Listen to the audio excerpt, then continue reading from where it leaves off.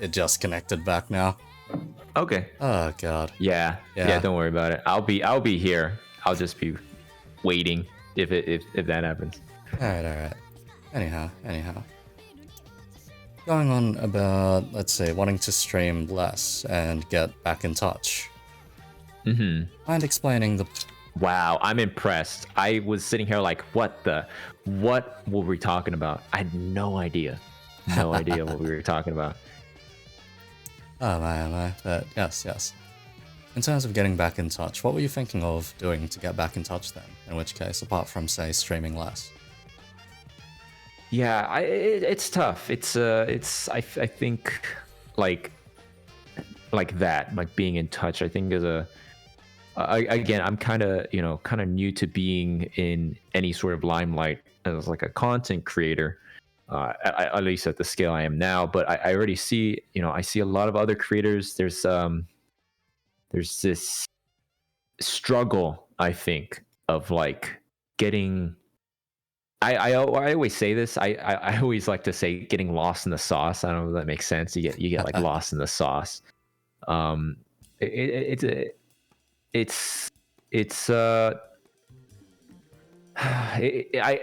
hard to put into words because a lot of it is just like a feeling, just like a kind of like it either like doesn't feel right or it feels right. Okay. What content creation means to me is like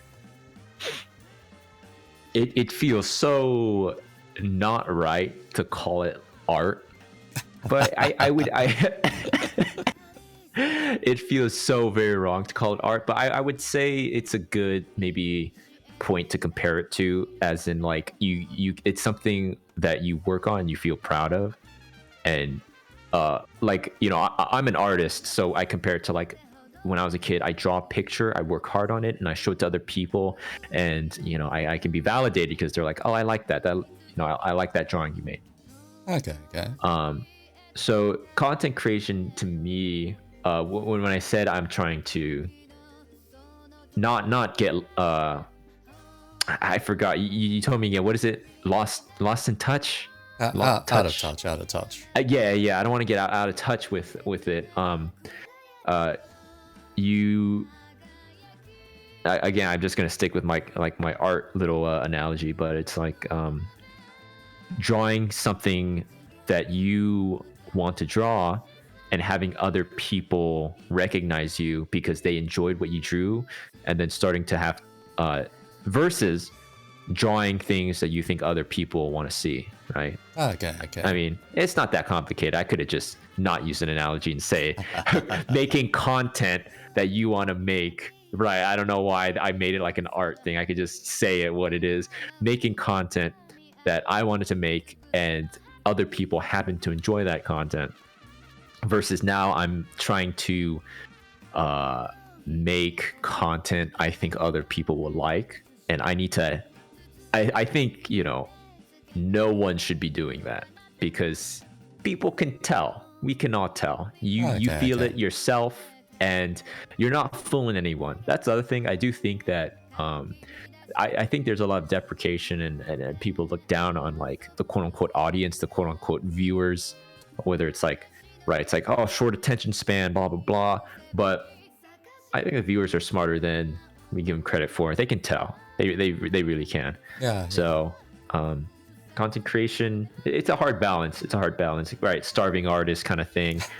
you have to be cognizant of what people want and trying to find that balance. So I guess that's a good way to put it. Balancing your quote unquote art, your content, which is, it's the term we all use, but it's like, what does that mean? Content. We're all content creators. It's like, okay, Yeah. it's all it's content. It's all content. Right? Playing a game, watching a video, drawing. It's all like content creation. But yeah, it's just trying to be. I mean, it's not the most optimistic thing, but if you just you ask me, hey, what does content creation mean to you? Doing something you enjoy while bringing value to other people's lives and making money from it.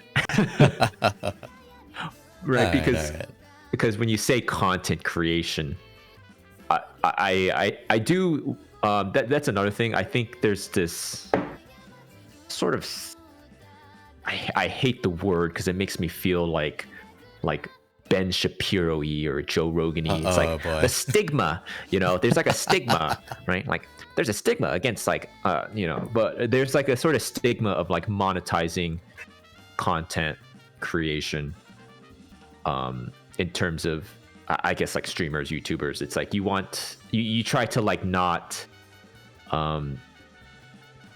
you try to play it down, but I'm very for being very I guess like very upfront, very straightforward with like I'm a content creator, and if monetizing your content is part of it, because some people might say, oh, you're talking about a hobby, and I think no, that's not a hobby, because a hobby is very separate, right? Yeah. And your hobby doesn't need to be monetized. And you hear this a lot, like, stop trying to monetize all your hobbies, which I definitely agree with.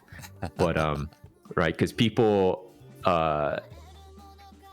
if I'm thinking about stuff, or stuff is on my mind, they're like, hey, it's just for fun, it's just for fun. And it's like, no, I do other stuff for fun.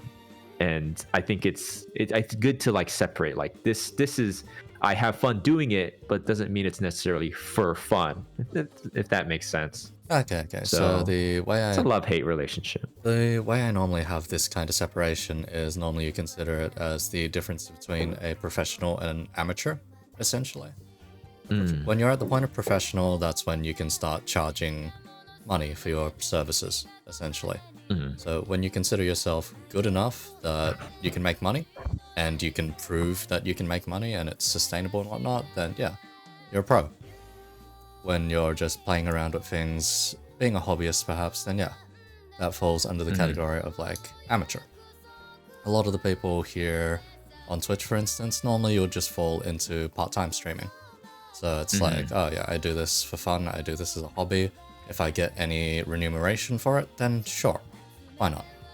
And then there are the people which are regularly streaming every single day, trying to release videos every single day and whatnot, and pushing for those extra clicks and doing whatever it takes to rise up, essentially, get in front of more eyes, more faces, whatnot.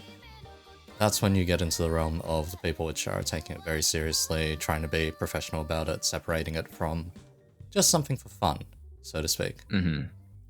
And that's a distinction that, let's see, I find that not enough people kind of make here and there on Twitch. It's something somewhat troublesome. Yeah, it's I know what you're talking about, and when you see it, it's just you just feel like, I don't know what you feel like, the second hand, like it's like sad, right? You're like, that it's, you hate to see it. It's rough, but you kind of like understand, and you kind of like put yourselves in their shoes. It's rough out here, basically. Yeah. Like the biggest question that I would ask anyone that makes it big or wants to make it big on the content creation sphere is, when you've got those numbers, what are you going to do? What are you going to show off?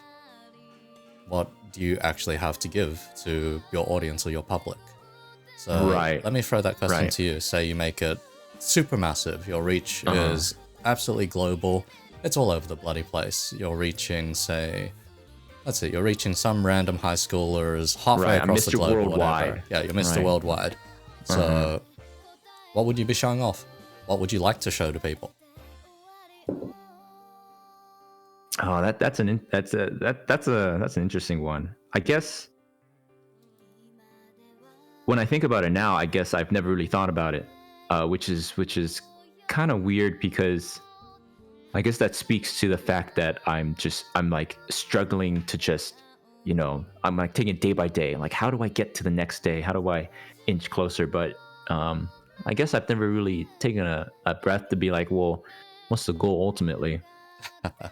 I do think that I would like to. I don't really know how to vocalize this, but something that is showcasing, or maybe not showcasing, but providing some sort of a platform or a space for people to enjoy their hobbies, their passions. I know this seems kind of general, but I'll give you an example. So, I don't know how this could be achieved via like if I became Mr. Worldwide, but for example, I like to dance a lot. It's like one of my hobbies. Alright. And growing up, like particularly here in the States, it's like no loitering, right? Very hard on loitering here in the States.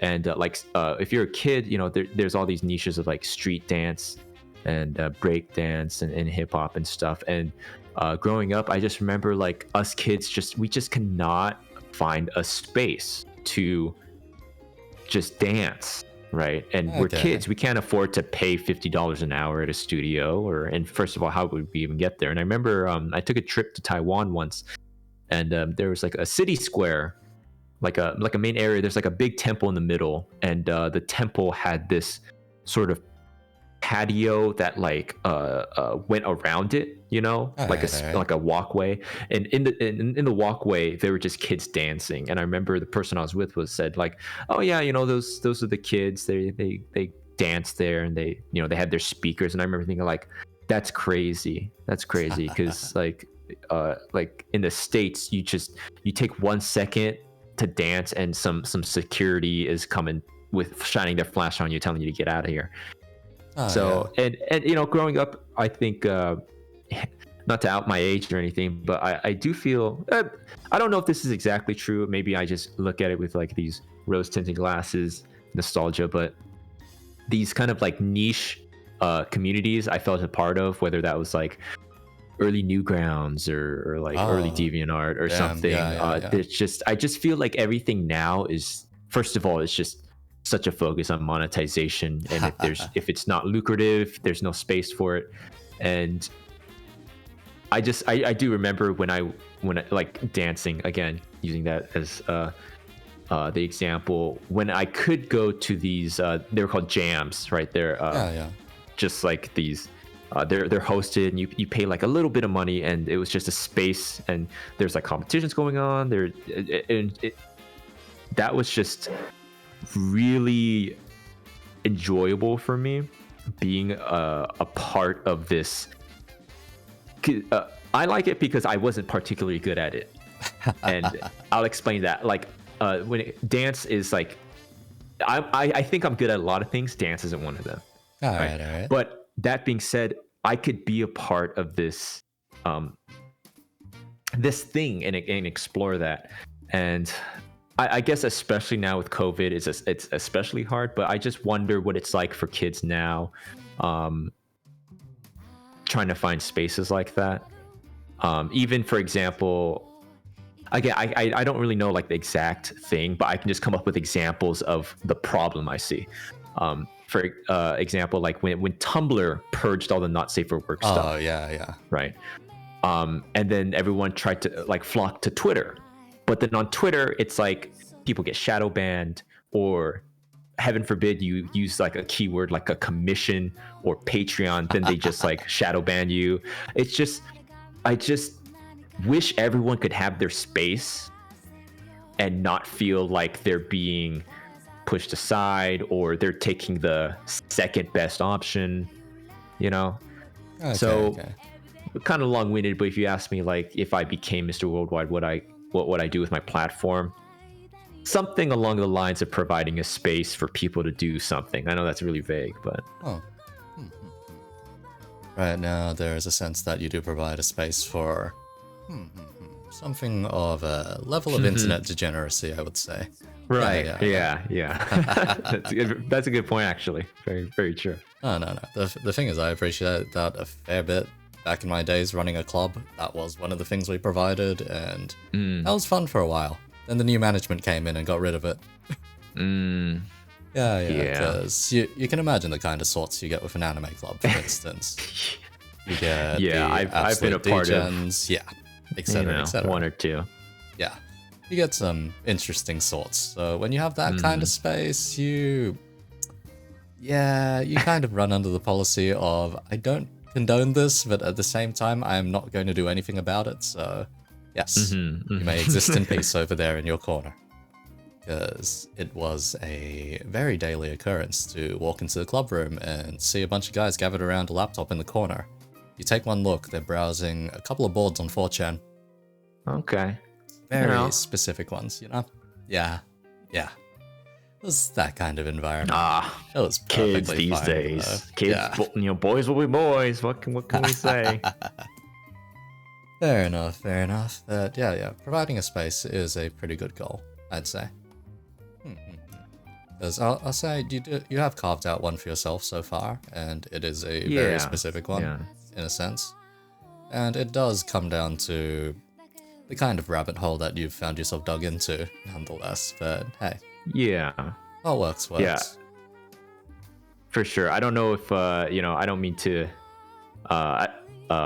prompt this, but like, I do think that is why people have sort of flocked to my lectures, is because in terms of, you would think when it comes to like something as broad as like like degeneracy, right, being a degenerate, that in 2021 someone can gain a following by somehow champion. It's like, it's 2021. Haven't we gone through that? But I think it's because like people, right, it is a space for them to exist in, or have fun and just kind of hang out with others and not be sort of pandered to. That's kind of how I felt when it comes to like degeneracy. I think I'm like a pretty normal dude, in terms of like I wake up, I go to the grocery store, and I drink water and coffee. I'm just a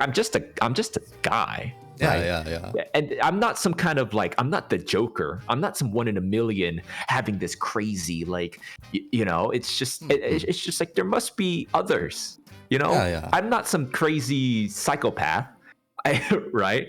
So if I'm here, there must be other people, and well, frankly, no one in particular I'm thinking of, like, but in terms of I mentioned pandering, right? You go online and it's like tentacles. Ooh, it's tentacles, right? Like, I'm not that. That doesn't. What am I, like 12? I'm the. So I do think that is definitely speaks to your point about me carving my own space out. Yeah, just for us to discuss, when we my last lecture, we went over the hottest Animal Crossing villagers. Right. I see. And because when I say, all right, send me which Animal Crossing character you think is the hottest, it's not like I'm not expecting like a what. I'm like, don't. And I know and I know you have one, and I know you think the same thing I think when I played Animal Crossing. Again, I'm not the Joker. I'm not some unhinged psychopath. But when I play Animal Crossing, I'm walking around, I'm like, you know what? I kind of wish I could fuck these Animal Crossing villagers. And I know other people think the same thing. Yeah. When here we are. Yeah, when New Horizons first came out around the club, oh boy, there was Raymond. No, Isabel. Sheesh. Usually. Oh yeah. Yeah. Oh, is it something? That's for sure. Yeah. But yeah, that's fair enough. The way I normally liken this kind of content creation space or streaming space to is usually busking, for instance. Like, when you're a hobbyist sort, like when you're a hobbyist kind of busker, you take whatever space you can get and you play your music. Right. People pass by, come in and out. Maybe you'll get the occasional tip or two. They'll be like, oh yeah, I recognize that song. Here's a coin. Or, oh wow, that was amazing. Here's like $2 or something. And sure. That's nice. You go home, you've barely paid off the busking license for the entire 3 months. And you're happy with that because you played music to a crowd, whether they cared or not. Then you get the professionals, the absolute sweat lords of the busking world. These The guys. sweat lords of the busking. Okay. So there are very specific rules on busking in the city of Sydney, and how it ends up is essentially you can only busk in one area for an hour. So if you're a hardcore busker, you rotate through several different locations, and there's like a little time limit on when you can come back to that area and play again. So you have like 5 areas in a day, and you busk for 10 hours. Almost. Oh my god. Kinda nuts. I didn't realize. Yeah. And you need certain licenses here and there. If you want to busk by the harbour, you need to talk to the harbour authority. If you want to busk in the city central, you talk with the city central authority. And you kind of outweigh the pros and cons. You're like, okay, it cost me $13 for this license. I will busk in CBD for these 3 months. If I make back the license, then I might consider buying another license and going to a different spot here and there. And the absolute sweat lords. If you happen to be a casual and you're busking in one of their locations, you just happen to somehow snipe the location when no one's looking. And you're like, alright. Okay, I'll play my music here. You'll look around after maybe 30 minutes and you'll see like 4 other people showing up with guitars. And you'll be like, oh shit. Okay. You watch them, they're looking at their phones, they're looking at their watches, they're tapping on their watch every now and then. They're like, what's your time limit, buddy? What's your time limit? That's... Yeah, it's a grind. Everyone's grinding. Yeah. So when it comes to thinking of like professional streaming, professional content creation, it's like, okay, what's the attention span that I get in this limelight even? They'll think, okay, whose audience do I share with? What categories are popular at this granted given moment and whatnot? Because even in busking, there's this one spot outside a weeb bookstore, just outside of Kinokuniya. These guys sell manga, light novels, art books, whatever. Oh, you got that store? Wow, they got stores everywhere, huh? Yeah. We've got one right in Town Hall and in Town Hall Square. There's a weird rule there where you have to play facing away from the Town Hall station, but anyhow, I digress. The people who play there are either playing like, let's say, early 2000s pop music, or they're playing anime music. You can see them catering full on to the audience, because this is a crossing which is functionally Sydney's Akihabara crossings, or Shibuya crossings. Okay. Yeah. So that ridiculous amount of people coming through every now and then, and there's only 2 busking spots there. So it's that thought of that space you occupy, and that space you occupy, the audience you receive, blah blah blah. In the case of streaming, if you manage to carve out your own niche, then suddenly you have all of this audience that all of these people choosing the popular spots might not necessarily get. So for instance, maybe you decide to only play at this specific park, and only at this specific park. Suddenly people remember you, you'll have regulars, people just keep coming by, this and that. In your case, I'd say that's the lectures on the more degenerate topics. They keep following up, there's one after the other. It went from furries straight into Pokemon, straight into VTubers, straight into MILFs. Yeah. Good lord. It just kept coming, essentially. It's a very good comparison. It does feel very much like that. In fact, you said that, and I do remember in California on the West Coast, there's a pretty popular pier, Santa Monica Pier, and they're like artists and musicians and stuff too. And I do remember there's a time where I went as like when I was younger, and just kind of like whatever, you see them, they're whatever. And then I came back when I was older after I was trying out content creation. I do remember seeing them differently and being like, I kind of get it, and they're doing so much for just so little money, and it's vying for the attention of just 1 second, look over here. It does kind of feel like that. Like it's I always say, like, you feel like you always got to feed the beast.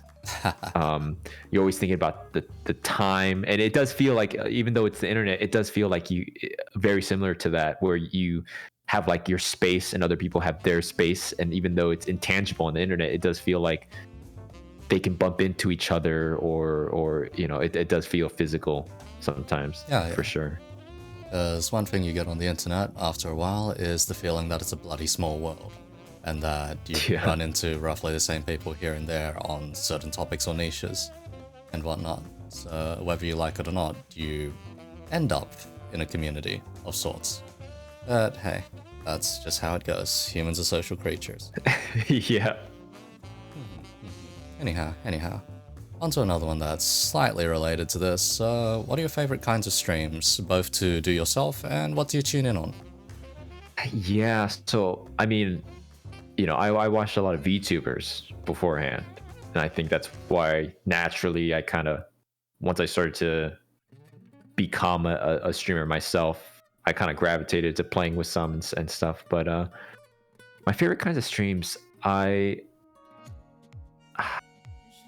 that's tough, because I feel like again, I don't think this is necessarily like a good thing, but I find myself not really consuming streams or enjoying them the same way after becoming one myself. It's like the magic has been ruined or something like that.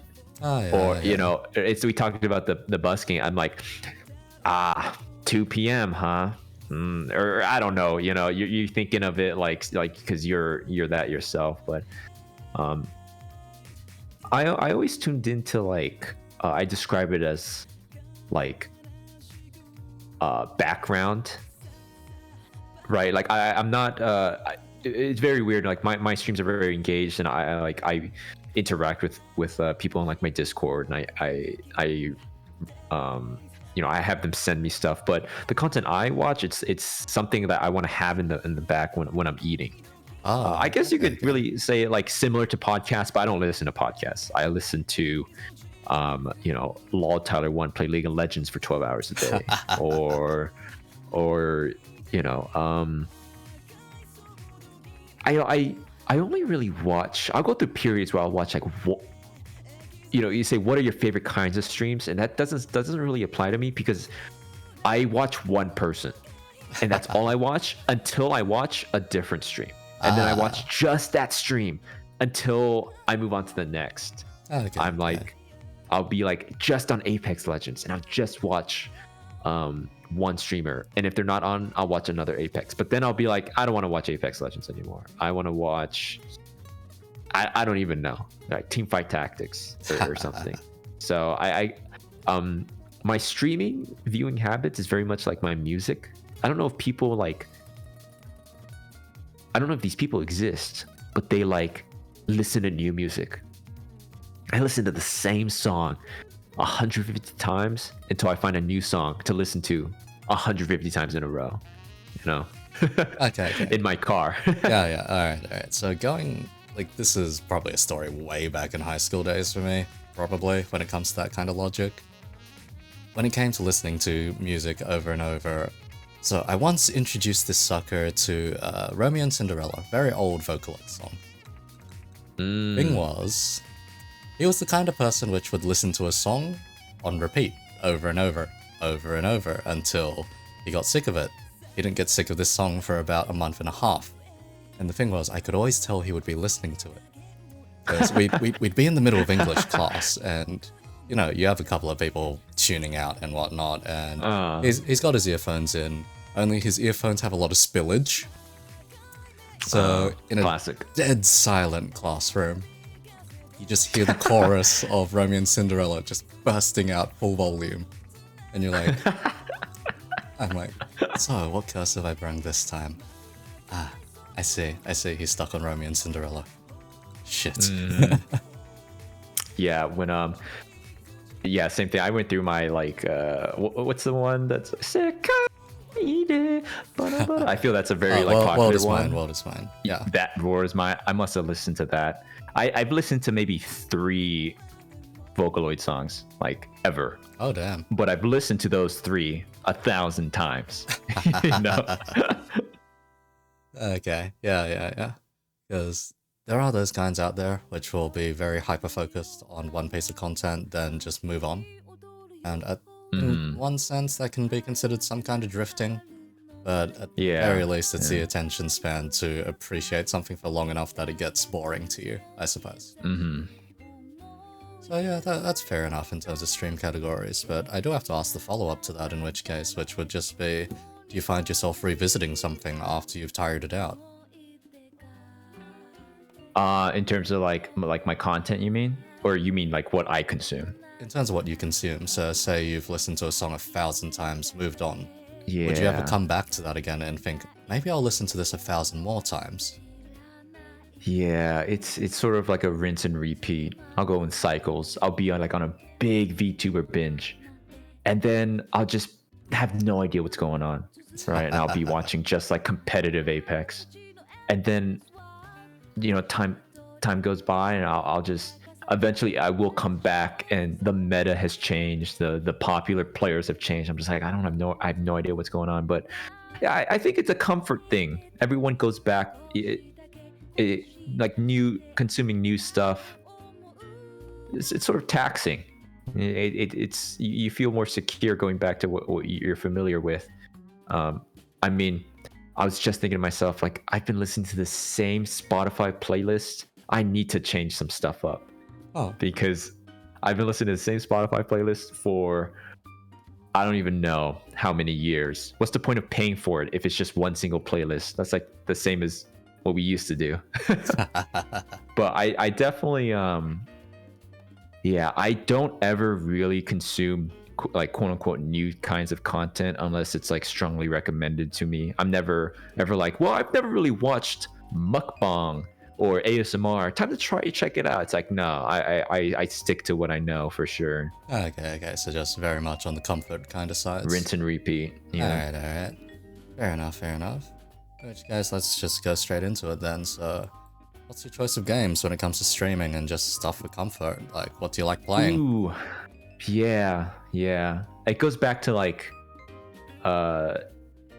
you mentioned like streaming or like comfort. It goes back to what I was saying about, and I'm sure I know for a fact every single streamer does this. It's like, what do I want to play, and what do I feel like I should play? Because that's what I should be streaming. But I think I'm like, being very honest, I don't stream the games that I would play for fun all the time, 100%.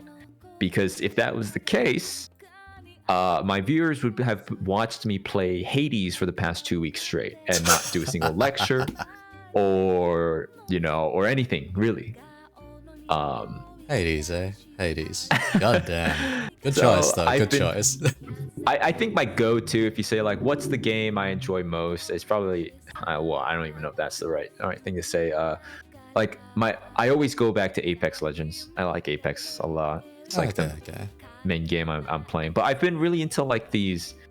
I'm very new to like these so-called. God, what do they call it? Like whatever Hades is. Roguelikes. Like that thing. Yeah. Roguelikes. And I played Risk of Rain 2 somewhat recently. Before that's what got me into Hades, because they're like, oh, if you like this game, and then that kind of led me to, I played Cuphead today.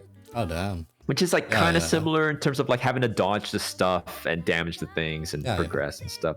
So I'm kind of on that kind of binge lately. I think generally throughout my entire life, I think I would have said that I enjoy like,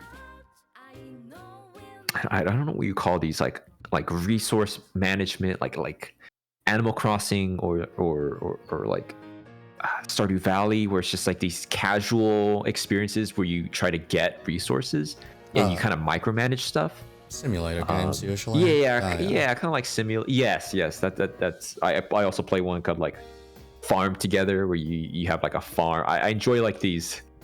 I don't know if that's like, if people would find that uncharacteristic of me, but I sit there and I'm like planting carrots in my farming simulator game, and I'm like, this is so fun. Getting the coins, Oh yeah. So because I've always enjoyed games like that. Yeah, my initial thought when bringing up this question was like, this guy mentions Pokemon way too much. Surely, right? I'm actually not that big of like an RPG guy. I've never really been into RPGs. Final Fantasy, It's like Zelda. I don't know. Like I've never really been into Trials of Mana, Tales of Vesperia, like those kinds of games. I've never really had the patience. But when it comes to like those simulator games, I'm being bombarded with like rewards, right? Like I put in effort, I wait 2 minutes, the carrots grow, and I sell it for coins, and I can rinse and repeat right then. Always. I don't have the patience to like follow a storyline and be like, all right, like where is Noctis going now? I don't know. I'm done playing. Oh, goddamn. Alright, fair enough. The simulator games and farming games. Oh, let's see. Because normally, then along those lines, I start thinking about like efficiency games, actually. So. Yeah. Have you ever heard of this game called Mini Metro? Oh yeah, definitely. Yeah, definitely. I went on. That's my thing. I love stuff like that. Okay. They almost seem like. Because yeah, there are a lot of games out there that do cater to that specific niche. If I'm to name them off the top of my head, there's Opus Magnum, there's Factorio, Satisfactory, you've got your Stardew, you've got, and all of those are just about reaching a degree of efficiency or just pushing things forward. There's like no point. Yeah, it's an endless efficiency treadmill. I like Slime Rancher a lot. I think the sequel to that's coming out. I don't know if it's this year or next year, but I love Slime Rancher. Okay. Yeah, stuff like that. Yeah, I would easily recommend Satisfactory and Factorio then at some point. Yeah, I've always looked at it and people told me, no, you wouldn't like it. But I'm like, I don't know. It seems like I would like it. Fair enough. Var, thanks for the sub nonetheless. But yeah, efficiency games I normally stay very far away from because I know if I stick my head into them, I'm not coming back out for the next week. Oh yeah. When I first discovered Farm Together, my girlfriend walked in like, what are you doing? I'm like, the pumpkins are about to sprout. Just have 1 more hour. Oh god, because there's something in games where it's like there's an extra compulsion if you add a timer to something. And just the one very big part of, say, gacha games in game design is just having it part of your daily routine. There is a reason why it'll essentially just rope you in every single day. Right, gotta do your dailies. Yeah, gotta do your dailies. It's one part that ropes you in. I just started to get into Genshin Impact, trying it out. I played it like literally the first day it came out and never touched it until like just recently. For Genshin, I pretty much melted through that game really quickly, and then after a while, I was just like, I'm good. Yeah. Well, I was a guest at a convention very recently, and it might as well just be called Genshin Impact Con. Oh yeah, cosplayers, merch, the art, and I was like, I must be missing something. I must be missing out. That's what I felt. I was like, I feel like I'm not in the inn. I gotta try it. It was so popular. It was crazy. What's funny is I said it to my chat. I played it, and my favorite part of Genshin is like collecting the apples and like the the fruits. I'm still trying to play Farm Together in Genshin Impact. Good lord, yeah. Genshin, I'll say there are parts of it that work, and then there are the parts which are specifically gacha related. The specifically gacha related parts ruin the experience. It also has about 5 different forms of monetization. It is ethical to have about 2. Yeah. I will say, it's a bit taking a look. Yeah. I said out loud, I'm like, this looks like it's engineered to be the most addicting game possible. It gets close. I know I was stuck in there for a very long time when it first came out. Then I just ran out of content, so I was like, you know what? I'm out of here. I'm done. They can release whatever stuff they want. My friends can have fun with that. I am just never going to touch gacha again. Then I found myself playing another gacha game. I was like, Which one? What are you playing? Something called Revived Witch. It is nice art and a lot of pixel art stuff. So yeah. It's a nice one. It's more of a side game though. There isn't very much. Gacha games for me are very much like that too. Like I'll go hard and burn out. Yeah. And just like stop picking it up. Fate, Grand Order, Puzzles and Dragons, Cookie Run Kingdom. I go like so hard, and then I just get so burnt out and never touch it again until the next gacha game comes. If you do FGO, that's just that one's pain. I think it's actually impossible almost to catch up now, feasibly, if you start now. Fate's rough. That's a rough life if you're into Fate. Because the last time you could catch up on Fate, apparently, or the last reasonable time to catch up on Fate was Lost Belt 1, I believe. After Lost Belt 1, it was just, it's almost impossible to catch up after that. That was even a word from the developers, even though just like, when you hit Lost... Really? Yeah, it was like, Lost Belt, okay, it's kind of hard to catch up. We're going to try and streamline things, but you're going to be sitting there for hours and hours and hours. You know, it's crazy to think that something has uprooted Fate Grand Order as like the anime gacha in like pop culture. Oh yeah. Genshin, it's starting out. People expected it to die after all the dramas, controversies, etc. But to a lot of gacha players, it was just like, oh, this is normal. Yeah. So yeah. We're on track then. Quarter 1. Yeah. Genshin's had a ridiculous shelf life for a gacha, is the thing. Yeah, I will say when I booted it up recently, and like you can look at all the characters even if you don't have them, and you can like click them and they do their little quip.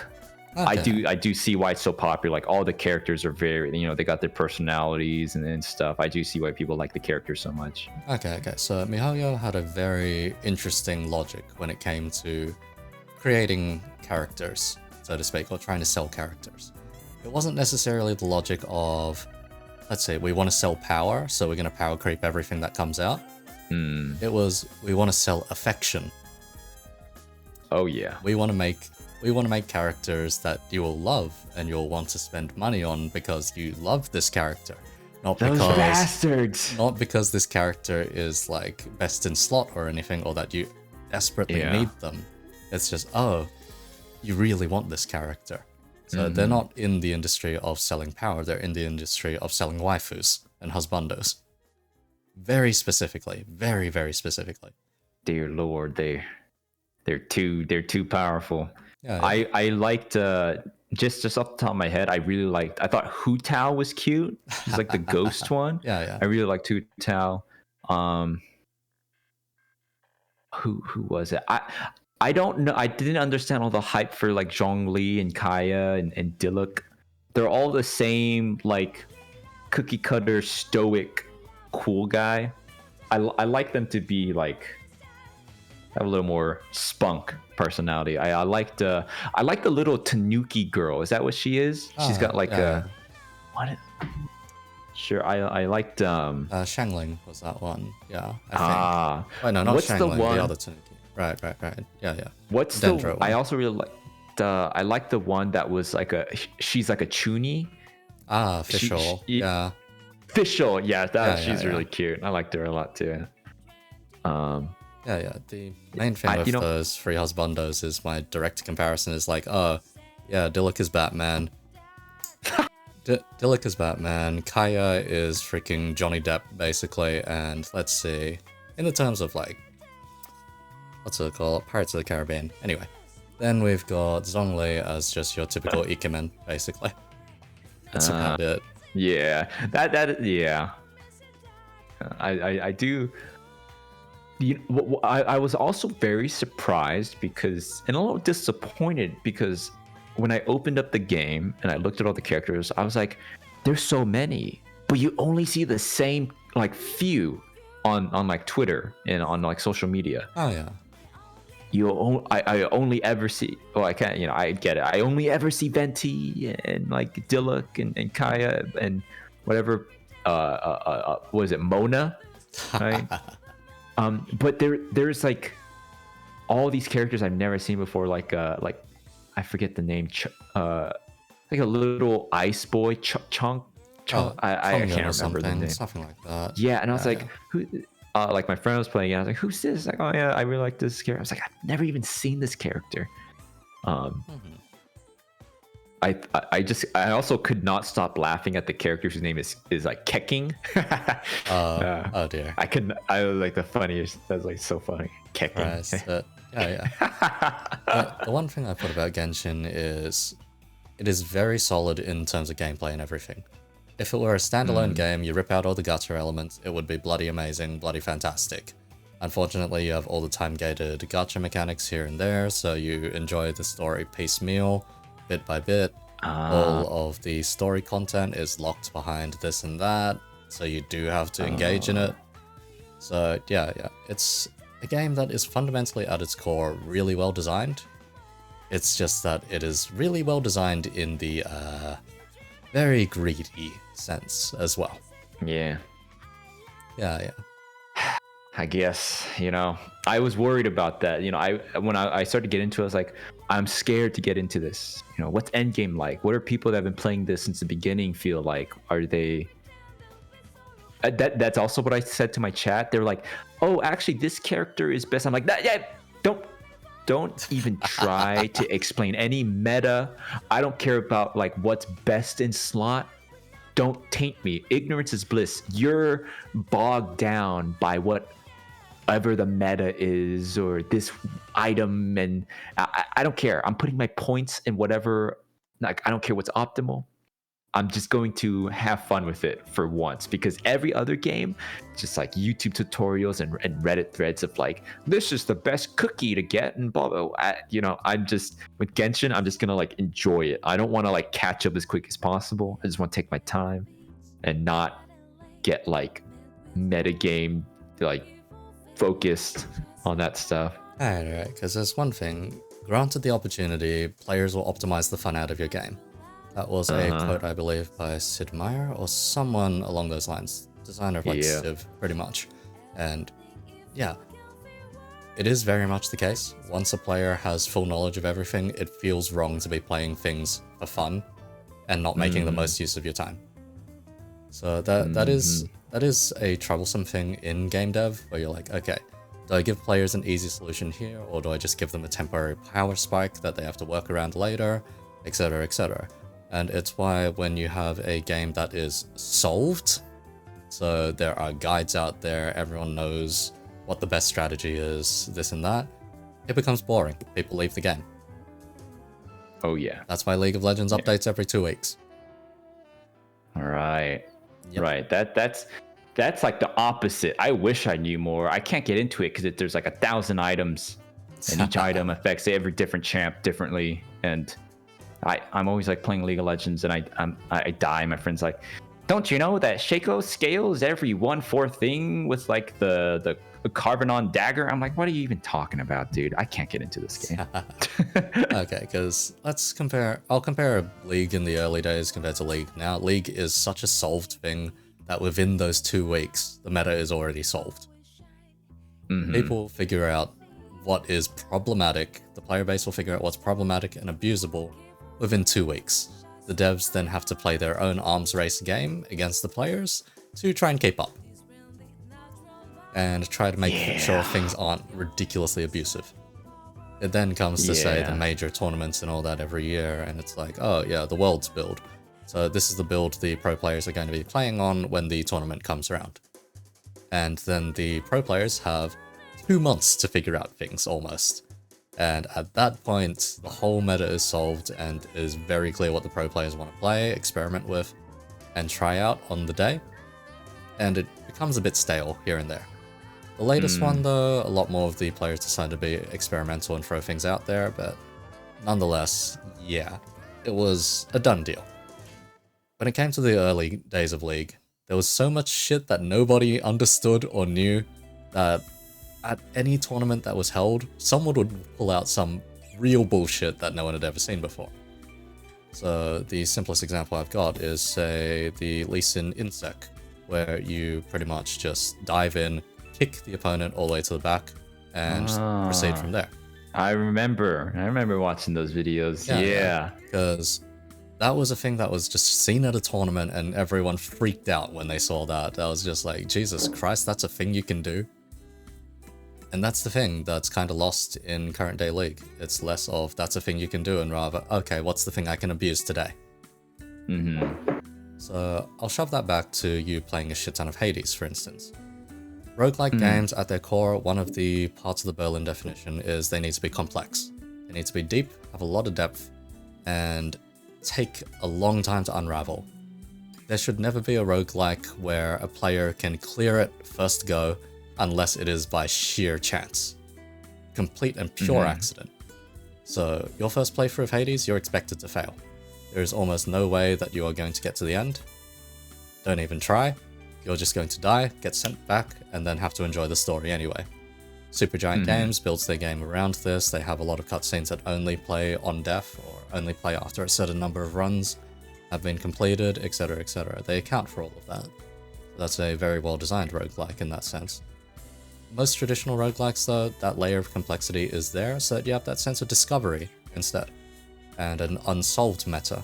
An unsolved meta then leads you to have that fun of discovery. You're like, oh, if I mix this and that, or if I try this against this and whatnot, then you'll end up with completely different results. And you'll think, okay, I'll remember that for next time. So if I see those two items together, I'll do that. So let's take Risk of Rain. Yeah.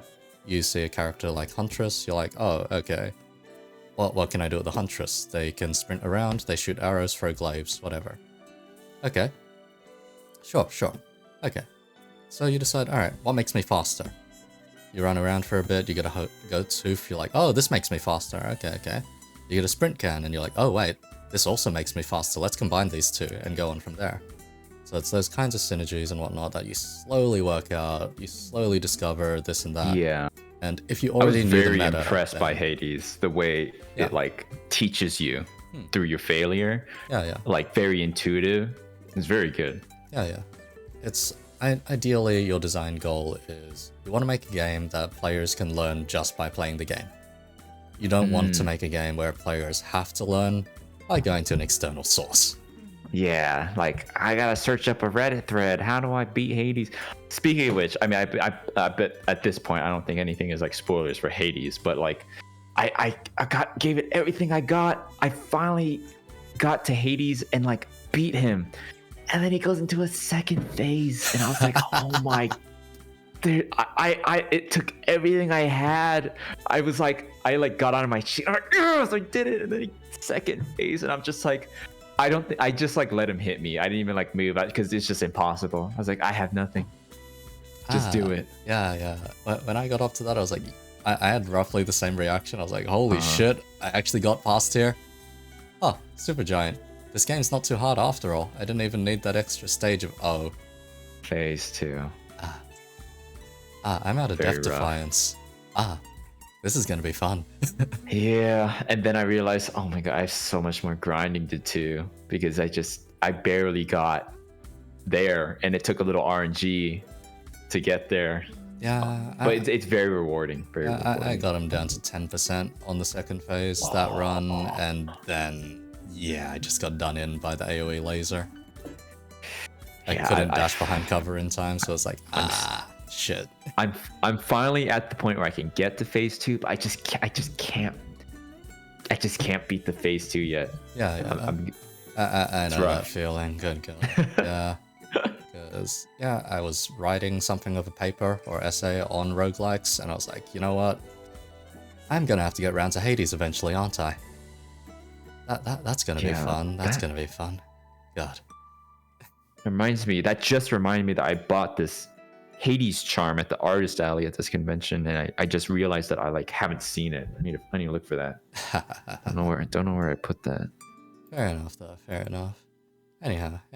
Moving on from games. Let's see. What are your particular thoughts on VTubers? Genius. The concept, like human civilization, Mesopotamia, apes started walking on their hind legs just so that we can further ourselves to get to VTubers. It's like the pinnacle of entertainment. Some Mesopotamian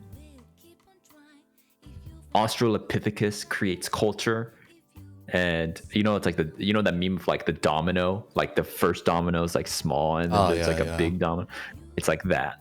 VTubers, it's like content creation. It's just the perfect thing. Cute anime girls and boys podcast type like, you know, entertainment where I can just like tune it in.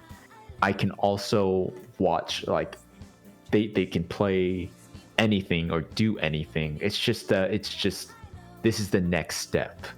It was inevitable to get to this point. When I first discovered VTubers, I was like, you know, first you're like, it is, VTubers are so new, but it's been long enough to where, do we all even remember what it was like when it was like very new? I don't know if I can even remember my experience, but I think it was like, oh my God, this is awesome.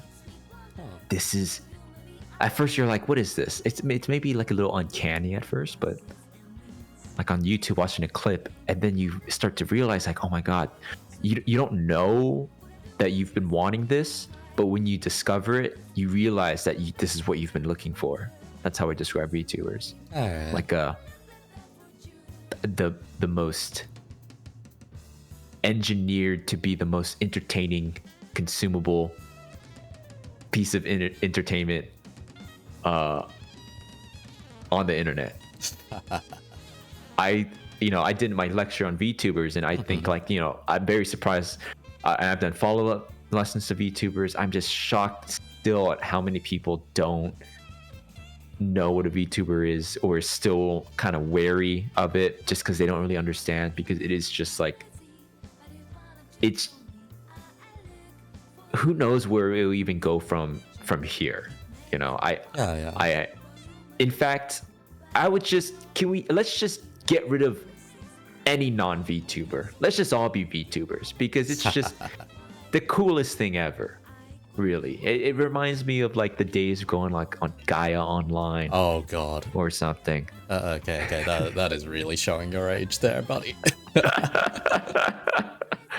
But you know, I have always been like a fan of VTubers and stuff. I always have watched VTubers ever since I discovered, probably through Coco on YouTube.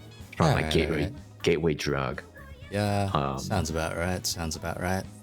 And it's so great because just the way the free market works, and just like to think there would be a point where now I don't even know all of like the HoloLive VTubers.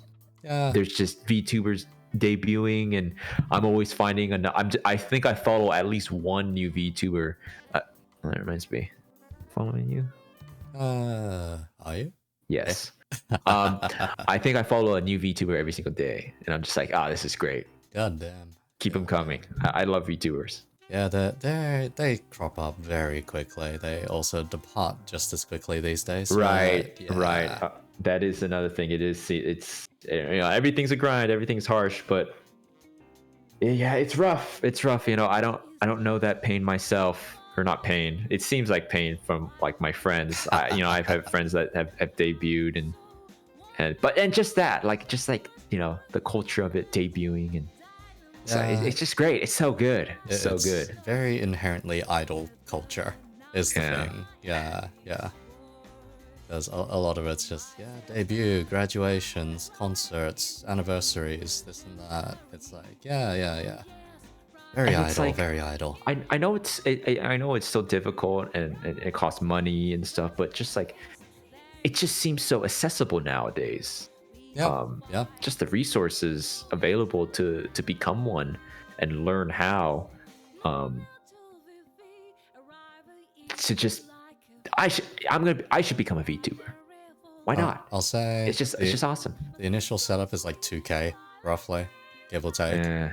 Unless you have an iPhone already, then you can strip that down a fair bit. But yeah, that must eat away at the lifespan of your iPhone, though. If you're using like your iPhone, I'm assuming but I don't know how many people have the disposable income to have like their phone and then like an additional phone that they use just for VTubing. I had an idea to I was going to do like a follow-up lecture to a VTuber. The subject of VTubers, I was going to do how to become a VTuber, and I was going to do from beginning to end become a VTuber, but with a lot of like input. For example, I was going to be like, okay, I don't know. For example, I would do a tweet, top 5 most liked tweets I will integrate whatever that caption is into the design of the VTuber. Like I was gonna do like this crowdsourced, let's conglomerately make the ultimate VTuber together. But oh god, again, part of it seems like there's a lot that goes into it. You don't just willy-nilly become a VTuber. And in general, process is more or less like, let's see, get a design, find an artist for said design to flesh it out, find someone to do your model, find someone to then rig said model, get your stream assets, so whether that be overlays, backgrounds, logos. Right. Do you do music? You got logos, Some people crazy. do music, some people do music. Music's bloody expensive if you're finding the right people. If not, you can find it on the cheap on something like Scab. But yeah. There's a lot of random assets here and there that you can grab. On top of that, you need, say, your audio equipment, you need your streaming PC, whatever the hell it's going to be. And yeah. From there, you then just need a baseline for your content. What are you streaming? What are you going to do? Right. And I think, I can imagine that a lot of VTubers, they do all that stuff where it's like the stuff you're supposed to do. And then they find themselves like, okay, what do I do now? I gotta like stream. Okay, hold on. What do I stream? I can imagine it's something like that. Yeah. A lot is just, okay, so what's my content? And I'll be honest, a lot of the streamers, VTubers and whatnot I have interviewed in past, it has mainly been they come on, they say their lore, then they're like, I'm a variety streamer. That's the kind of introduction I kind of want to just grab onto them and shake them a bit and just like, oi, you've got to have more than that, surely, please. Because variety streamer is probably the most common that you hear. Right. We're all variety streamers, aren't we? Generally variety. speaking, I do a variety. Is a Welcome variety. in, Raiders. Yeah, I do a variety of things. I've said it probably once or twice as well. It's I would love to say, I just play Apex Legends. I'm good at Apex Legends. Every time you come, I play Apex Legends. But yeah. I don't know why. Again, I'm not, especially at this point, like I've maybe already, well, I hope so. I've done the quote unquote hard part already, right? Getting through that first glass ceiling, getting an audience. Yeah. I don't know why I would want to like quote unquote start over, but I just been thinking in my head like, okay, what if I became a VTuber or something? And it sounds fun to like you get to come up with your theme and lore and stuff. Seems fun. Yeah. It's all very exciting nonetheless. It's like, oh yeah, you're about to foray into a new field or whatever. And it's just something that you haven't experienced or whatever. And yeah. In my head, I was trying to be like thinking like, okay, what I'm not gonna do this, but I was trying to say to myself like, okay, could you be a VTuber based on like a very weird like theme, because we have cat girls and sharks and stuff. I was like, could I be like a chicken nugget VTuber or like a microwave? I don't know. I was just trying to think of like really weird premises for a VTuber theme and trying to flesh out like what that VTuber would be like. Yeah, there are plenty of them out there. Like I have straight up seen someone who is literally just a rainbow snake that vibrates every time they talk. Oh, I saw a dude that was a cabbage. He's a cabbage. Yeah. The initial guy who, let's see, drew up my model and rigged my model. That guy's first model was actually a potato with googly eyes. You know what? I respect it. I like that even. And I wish I could see more of that. Yeah, the guy called it a VTuber. I wanted to punch him in the face after that one. There's bread too. I'm sure there is bread. Yeah. There's a bread. There is a melon out. Right, there is a melon out there. I forgot about the melon. Yeah. Yeah, it's been a while since I talked to that melon, but anyhow. Yeah, VTubing sphere, I wouldn't say it's very new at this point. It's been going on for several years and whatnot. Though I don't think that it's one that's particularly solved yet, is the thing. Yeah. So a discussion on what the meta of VTubing would would still be something a little bit difficult, I suppose. Yeah. Yeah, I think VTubing is for me in my head is it seems like the next step, but I've always thought that like normal streaming, we haven't really explored a lot of what it could be. Yeah.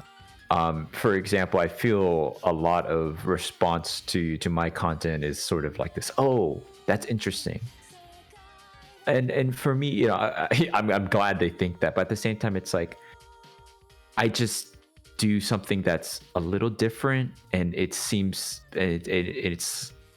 of seems like easy to impress, because I think I sit there and I think there's a lot of different stuff people could do other than just like playing League of Legends on Twitch. Yeah. So I think now people, and even now the stuff that I'm starting to see, like I think like game shows, there's like like some sort of game show meta that's starting to emerge, and you're seeing like shows like that. But even just like generally, I'm still waiting to see what people are going to be kind of pushing the mold with like streaming, trying to do some different stuff. So and that being said, I wonder what it does seem like there's a really strict hard VTuber meta. There's like a way to do it. I wonder what new thing could be done with VTubers. I think it's like so there. Sky really is the limit, because with IRL streamers like me, we're limited to our physicality, but with VTubers, like VTubers could do anything, but you're all playing like Minecraft together. I've seen a couple that actually push the mold quite a lot. There is the aforementioned one fellow which happens to have a piece of bread as their model as well.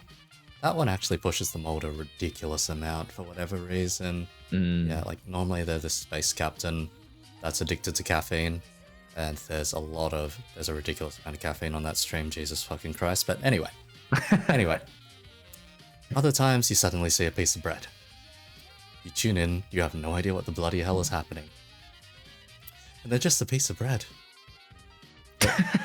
The bread says things occasionally, and the bread has this whole face. Yeah, the bread has a face. There's this whole lore behind it and everything. I'm just like, why have you done this? What have you done? Why?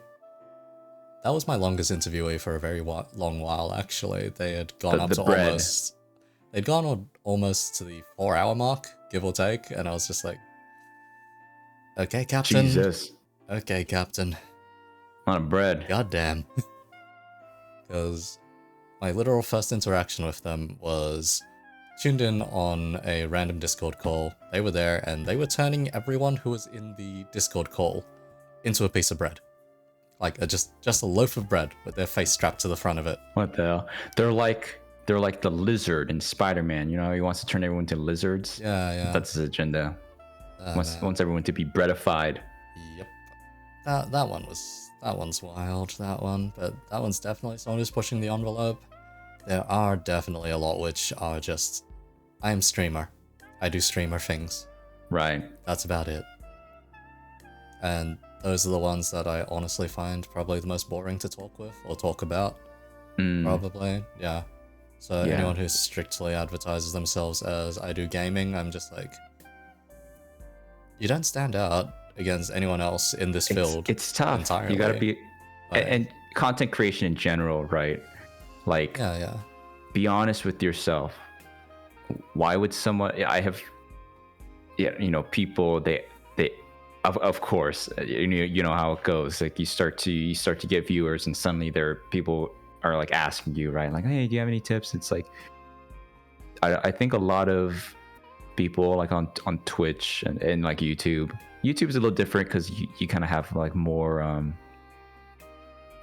it's more versatile. You can do like more different stuff with like pre-recorded edited videos and stuff, but gotta be like really honest with yourself. Like, why would someone watch you, right? it's a painful answer. And for me, like, I was a streamer before I started teaching, and I sat there and I was like, would anyone watch me why would someone watch me? I'm like, nah, I wouldn't watch me. Oh, So I guess a double-edged sword. So it's tough. It's tough because you know, I think every streamer's dream would be to just sit there and play Minecraft like a vegetable for 10 hours straight. Play Minecraft I'd love to do that, but you know, you can't. yeah. Right. So Because yeah, it tends to go that way of just what can you do to stand out? Why the hell should people pay attention to you? Like, I don't know. It's rough. It's rough. So, in which case, it does lead directly into this kind of question, which is just, oh, that is a cat. yeah, and my little cat, she came out from her hiding spot. This is Cece. Wow, that is a lot Say of hi, fluff. Cece. Yeah, she's a furry chungus for sure. She's my little furry chungus. Fair enough. Fair enough. Okay, I'll let her go. Be free. Be free. Oh man. But yeah. That next question would just simply run along the lines of, what kind of audience do you think you attract then? Dangerous question. Yeah, I kind of touched on this earlier. I think it's like an unserved audience. Okay. That I feel like the audience is very similar to myself, where it's like, you know, like, oh, haha, tentacles, right? Or like, oh, furries, lol. But I think a lot of them appreciate a lot of it is tongue in cheek, but the deeper dives we do, it is actually like, you know, stuff we're all thinking, and no one is. I don't know if they're like not willing, or you know, or again, it just like boils down to just like, I don't know why, but my go-to thing is always like, oh, haha, tentacles, right? there's a lot more to the degeneracy. Yeah, it's just kind of that feeling of, yes, do I have a spot to actually discuss this, or is everyone in the room going to get disgusted at me for discussing this? Yeah. But you know, that being said, I think it's just. I think that might be a jumping the gun into what I think my audience is. It might be more complicated than that. All right. Or it might be deeper, because you know, I met a lot of them at this convention I was at, and just talking to them, it's hard because you only get like these small little like 20-second windows to talk to each one. But I think it's this capturing this energy of like, I mentioned like the 2 a.m. Discord calls with your friends. Yeah. They just seemed so excited to see me and just say like, you know, yeah, like Gardevoir is overrated. I don't know. It's just it seems like a lot of them when they met me were kind of like, I don't know, this seems like very presumptuous, but like they were finally meeting that friend or someone that they could candidly say, yeah, like, yeah, I'd fuck Gardevoir, you know, whatever. So a lot of weebs. Yeah, fair enough. For sure. I don't know, I definitely know that feeling of finding someone where you can just go like, yes, here's the most degenerate thing I've got on my mind right now. Yeah. I ran a bloody anime club. Yep. You get some interesting questions as a president of one. You gotta have answers for those, or they keep pressing for them. My god. There was some very questionable stuff going on in there. Anyway. Moving along. You know, I was actually... Go on. Yep. I was the student council president in my high school, actually. Oh, damn. Alright. So the club stuff I do very much resonate with. And I think maybe that's why I get comments like, are you a real professor? Or like, first of all, yes, but I do have experience sort of like I don't really know, rallying a rambunctious group. And I very much like lived and breathed that sort of like school environment. So I think it's resonating through my lectures. Or I try to, at least. Alright.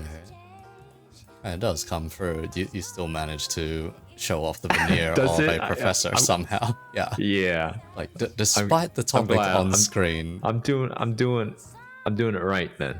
Yeah. Like despite whatever topic it is on screen, despite how degenerate it may be, it's still just presented like, okay, here's 101.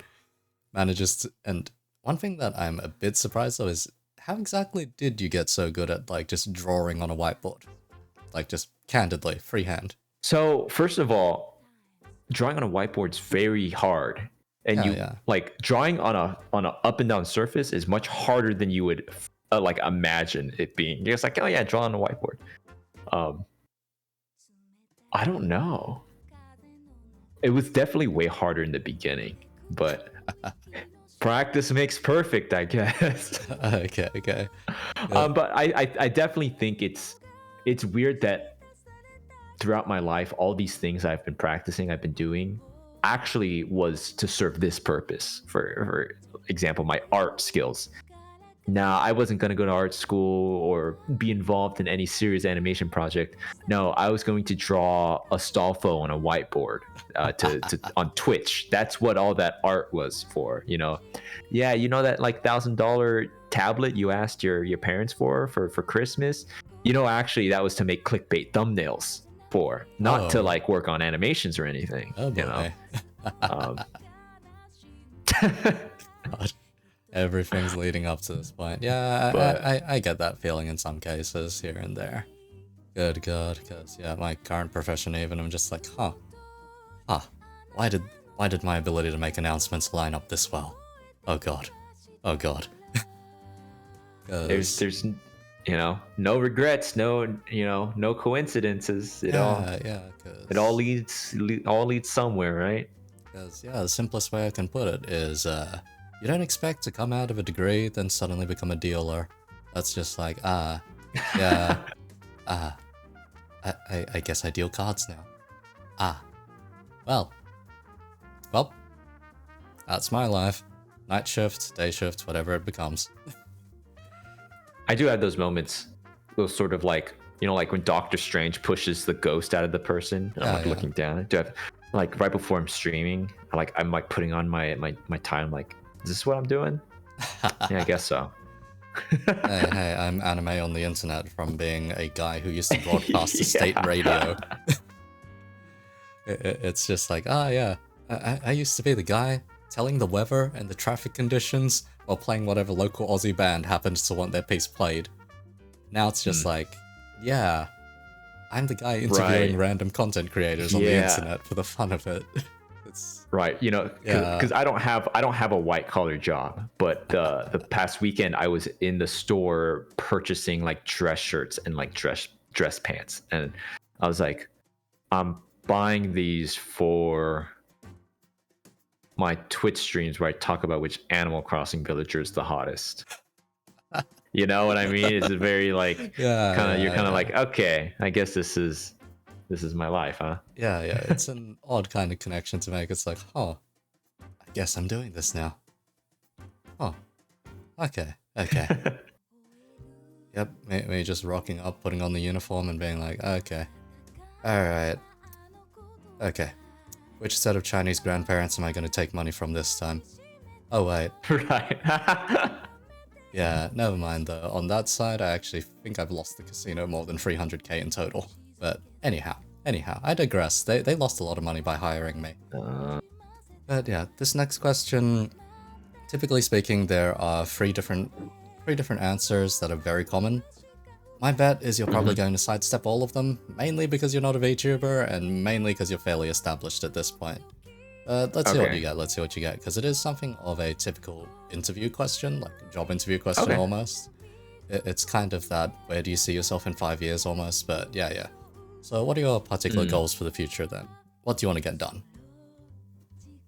So, being very honest, very candid, like in 5 years, for example, I'm not streaming. Gotcha, I'm not doing gotcha. any of this.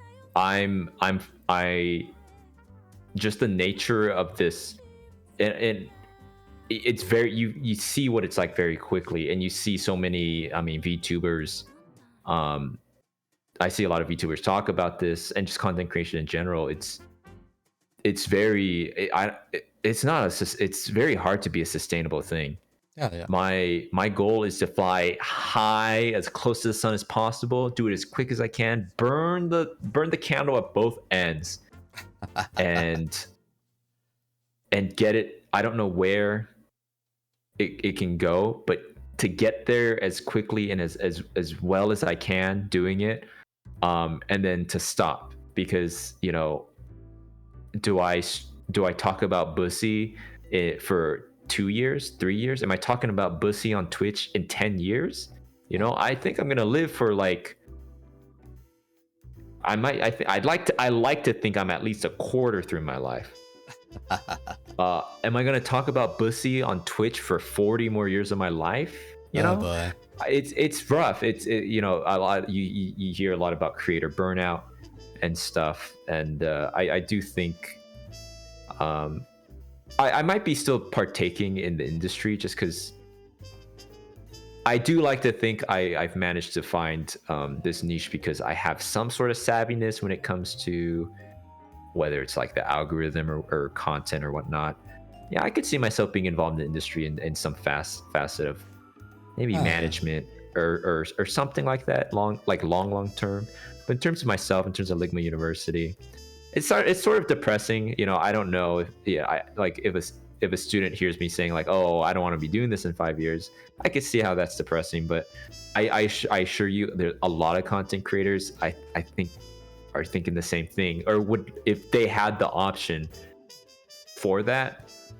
I mean, it's why you saw and continue to see all these content creators take these deals, right, with other platforms. When platforms are willing to give them security, versus having to grind out indefinitely, a lot of Twitch streamers are gonna jump at that chance. Just it's again, I that being said, I think I could talk about Bussy for 40 more years, or which Animal Crossing villager I think is the hottest. But my goals in the future is to, I'm not really sure what sort of brand Ligma University, again, this is being like the most optimistic as possible, right? If it continues to grow, I do think I'd like to take a little more of a backseat to it. Because already I'm like with friends and peers that are smaller, already I'm like, you could do this and that, and like, have you thought about like doing this kind of thing for your content and stuff? And they're like, yeah, whatever. I do think I'm a very ideas man, and before I was Professor Lando in Ligma University, I was that for other content creators. Okay. But just now I happen to be in the driver's seat as well. But I do very much enjoy like theory crafting, creative shows and stuff like that. I was doing mostly like scripts for sketch comedy stuff before I was like streaming as Professor Lando. And I always liked like performance and shows, and just like maybe I'm going like really off tangent, but I guess if assuming that I'm still successful, because that's the other thing. I guess people have called me a pessimist, but I'm not gonna just be blind to like, oh, this is it, baby, Olympus, I'm gonna be sitting next to Zeus, let's go, right? But that being said, assuming that things keep going well, I definitely think I'm doing some sort of creative direction type stuff. Okay. Yeah. Oh, that's fair enough, because the normal progression of a creative's life cycle is more or less you start off as freelance or whatever, you build your reputation, etc. Eventually, you've had enough of being out there in the field, so you decide, where's something that I can do, something more managerial, just something more chill, essentially. And then you look around, you think, okay, maybe I could become a producer of some kind, and then you go from there. Myself, that's how it was in game dev. That was more a case of I was a writer on the field, I was a level designer on the field, and now I'm just like, I've experienced every other bloody field to an extent, so you know what, let's just go into production. Production didn't necessarily last too long because COVID hit, so yeah, here I am at a bloody casino instead. So yeah, still in games industry, just a different kind. Yeah, I mean, I live in Las Vegas, so fair enough. I'm very familiar. Good lord. But yeah, that's fair enough. You managed to dodge all three of the common goals. I guess none of them would have probably applied to you to begin with, I suppose. What are like some common things you hear from people? The usual common ones are they want to hit like Twitch partner or some kind of milestone of some kind. Usually like some number of followers, some number of concurrent viewers, along those lines. Next one is they want to do a re-debut, so they want to change their design or they want to change their content. And last is they want to do ASMR content. What the? Yeah. Professor Lando. I have my TI-83 Plus calculator. ASMR. Like I could. Oh God. Enter, divide. Jesus. Yeah, Christ, I mean those why? are understandable. Yeah. Twitch partner and whatnot. I mean those were definitely like.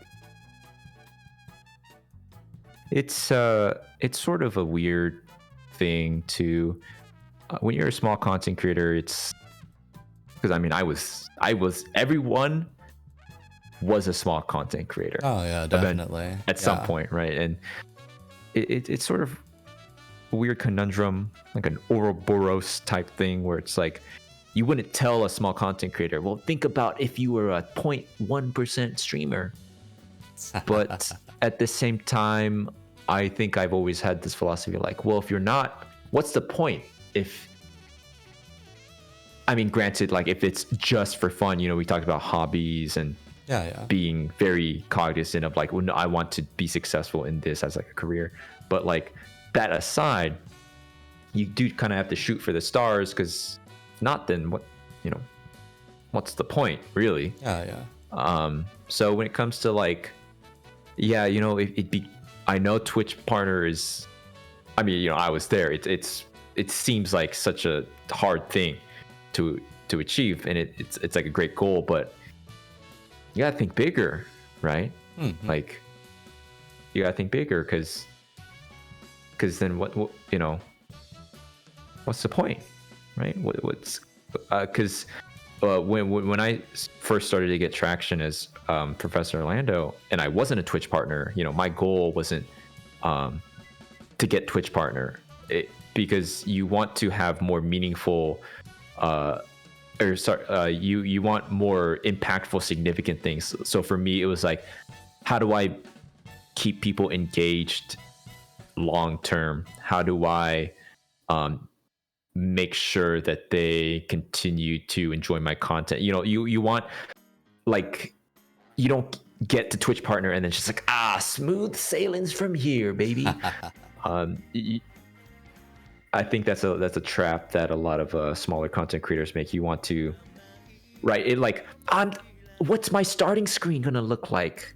It's like that stuff is like, you got to worry about the stuff that's more important, like why people find value in your content. Not like, is my be right back screen good, or I don't know what people are worried about, what I mean, Twitch partner and this and that, like and also it's kind of a dangerous road to go down, like because I know I was there. You get so caught up, like I can imagine some people get so caught up in being Twitch partner and being so disappointed when they get rejected that it's taking away their energy from focusing on like more important stuff, like their actual content. Because there have been a lot of fellas out there that just straight up shoot for partner push or whatnot. I've seen a fair few do it, and some of them are still going. And also, this might be very privileged thing to say as a Twitch partner, but I'm a Twitch partner, and so what? It doesn't mean like if I have I have bad streams, right? Yeah, it doesn't assure like I haven't made it just because I'm a Twitch partner. Because at the end of the day, like if people don't want to watch your stream, they don't watch your stream. Yeah, you know, it's not like, oh, I'm a Twitch partner now. They sent me like socks. I'm wearing them right now. Oh, heck. They sent me like Twitch socks. Ah, very cool. Which it is. It's kind of cool, but like, you know, being Twitch partner doesn't mean God damn. doesn't mean jack really, other than maybe there was a time, but it seems it's gotten so like, maybe if you're like a top 1% streamer, but you know, I still feel like I'm again, this is very specifically like being a Twitch streamer and like Twitch partner, like yes, I'm a Twitch partner, but I still feel like every time I go live, I'm fighting tooth and nail to keep my viewers engaged and wanting to watch and come back. So, and that goes back to like my goals for the future and how this is like it's a very taxing, like every day, no break. You feel like you can't take a break, or it's just all gonna fall through your fingers, you know? Fair enough. It's that logic of, let's say, burn twice as bright in your case, anyhow. Right. Yeah. I will say on that front, it's pretty much just the case of, let's say, how does one put this? You're not gonna ever stop fighting desperately, is the thing. Yeah. Like, you are just going to keep fighting tooth and nail. It's show business at the end of the day, pretty much. Oh, yeah. Yeah. Like, even back on my radio days, you kind of needed to either know people or show your dedication to the company for anyone to notice you. And then from there, maybe you could be put on the air. In my case, I got a lucky break. The host I was working with at the time as a producer was just like, hey, you've got a good voice, and you know more about the topic. Do you want to host this one? And then from there, I got dragged on more often. Just as a host, that was a weird lucky break. But yeah. That is the other key thing that I feel a lot of people aren't willing to admit, or they say it, but they don't really. I have this thing I say where I don't know if there's like a word that exists for this, but it's things people say, but they don't believe. Like isms, like, yeah, you got to get lucky, but they don't really internalize it. The fact that you need to get lucky, right? They're like, yeah, I understand that you got to get lucky, but they're going on about it and getting down about themselves, and they haven't really internalized that fact. And it's like, yes, you know what? At the end of it, you just need to get lucky. Yeah. The one thing though that you can do to mitigate that is, I forget who said it to me. There might be some like business, like JP Morgan or some stupid thing like that in a book where it's like, luck is being open to take advantage of an opportunity when it presents itself. Oh yeah. You know, so you gotta be ready to take advantage of when you get lucky. Yeah. It's the key of being an opportunist, pretty much. Like, yeah. By all means, I probably should have just been like, no, I probably can't host this. You're more experienced a host. You should handle this. Blah blah blah. And that guy came up to me and was like, you know what? You take it. I'm like, I had about 2 seconds to think on the spot. I was just like, you know what? Yeah. I'm not a stranger to show business by any stretch. Let's take this. Let's go. Let's see where it takes me. And that's how I ended up as a radio host for a while. You gotta. Yeah. I remember for me, just like, you know, just like a little story. I remember what I hate most about being a quote unquote content creator is you need a clout chase. And what I mean by that is like, if someone tweets, hey, I'm looking for a streamer to blah, blah, blah, you got to be like, yo, what's up? My name is this. I think I'd be great for this. And it's like so draining and exhausting.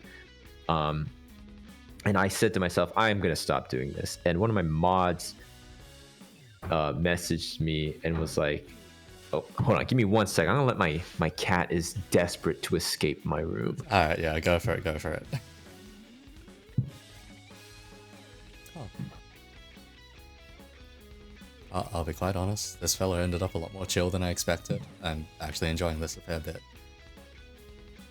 Okay, be free, my little chungus.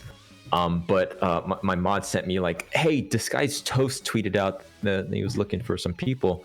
Why don't you do this? And I was like, oh my god, am I really gonna do this? And like, I'm like, all right, let me put on my clown makeup. Hey, Mr. Toast, I'd be a great fit for this. Hurdy-dee.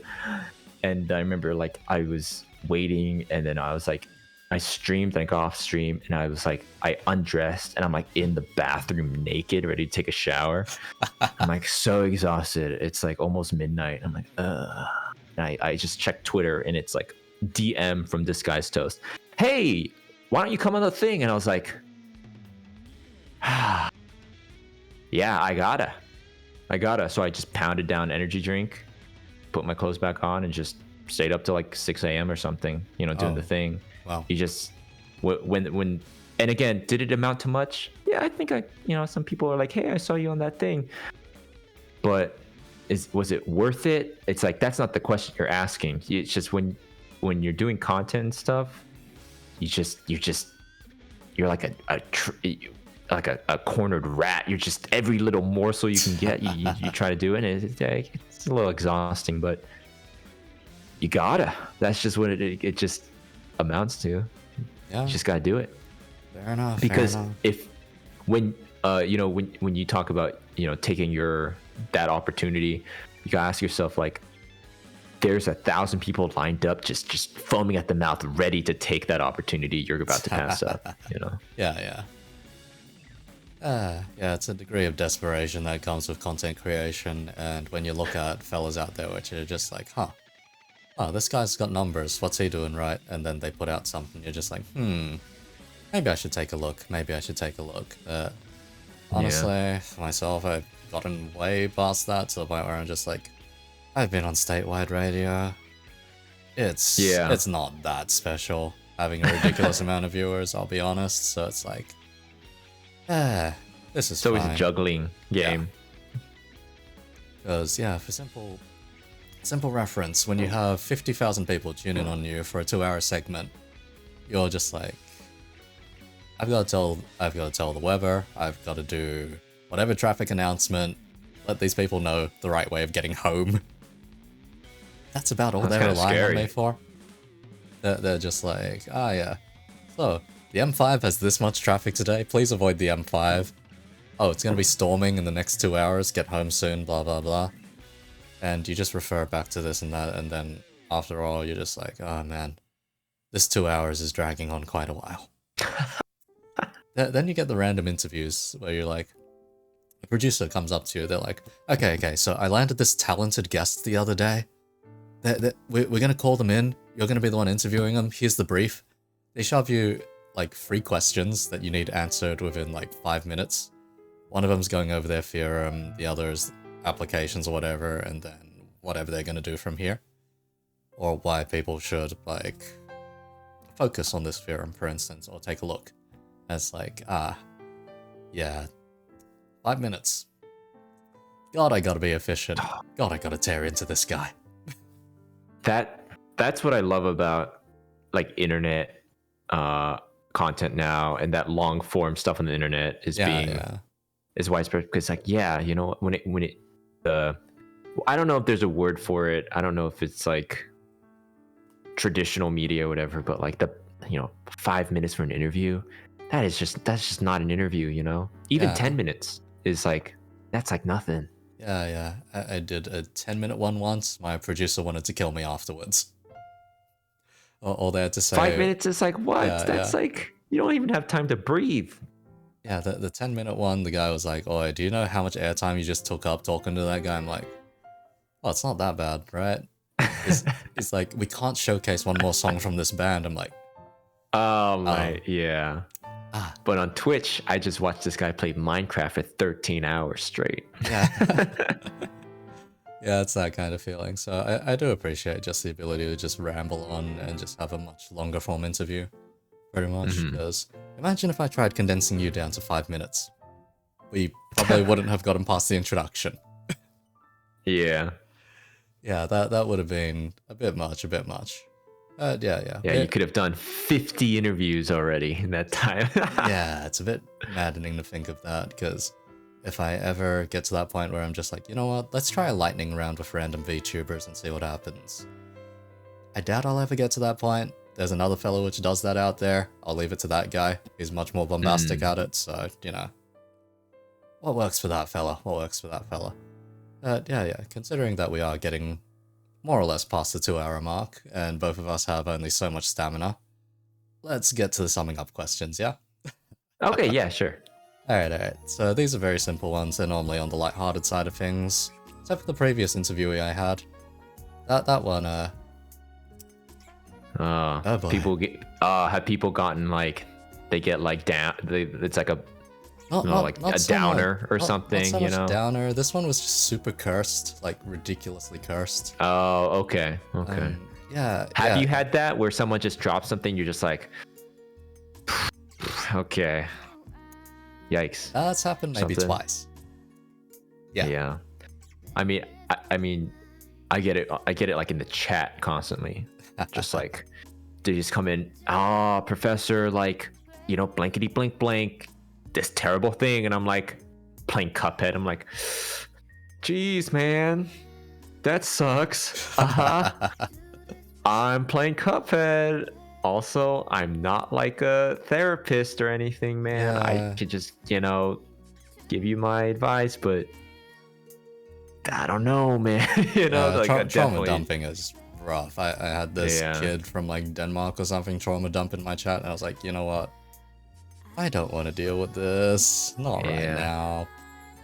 I've had moments where like I'll be middle of reading a donation or something, and I'm just like,